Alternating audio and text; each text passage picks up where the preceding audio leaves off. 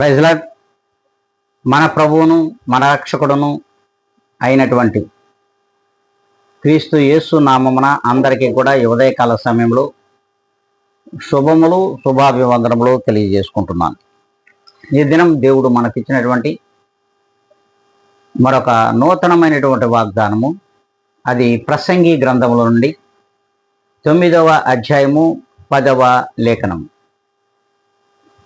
నీ చేతికి వచ్చిన ఏ పనినైనను శక్తి లోపము లేకుండా నీవు చేయుము,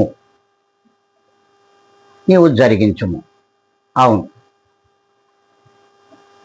ప్రతి దినము కూడా మనము దేవునికి కృతజ్ఞతాస్తుతులు, స్తుతి స్తోత్ర అర్పణలు చెల్లించుకొని మన ఉదయకాల సమయమున మన పనిని మనము జరిగించాలి.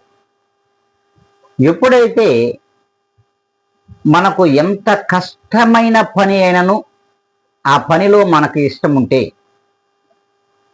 ఖచ్చితంగా నీవు విజయాన్నే పొందుకుంటావు. మనకు ఇష్టము లేని పనిలో ఎంత కష్టపడినా అందులో విజయము నువ్వు పొందినా కూడా అది సంతోషాన్ని ఇవ్వదు అని మనము తెలుసుకోగలం. అందుకే దేవుని వాక్యం మనతో సూటిగా మాట్లాడుతూ ఉన్నది. నీ చేతికొచ్చినటువంటి ఏ పనినైనను శక్తి లోపము లేకుండా నీవు జరిగించు. ఆ పని దేవుడు నీకు ఇచ్చినది. దేవుడిచ్చిన ఆ పనిలో నువ్వు ప్రార్థనా పూర్వకముగా శక్తి లోపము లేకుండా నువ్వు జరిగించినట్లయితే విజయాన్ని పొందుకుంటావు తప్ప అపజయాన్ని ఏ నాడు కూడా నీ దరి చేరదు అని దేవుని వాక్యం సెలవిస్తున్నది.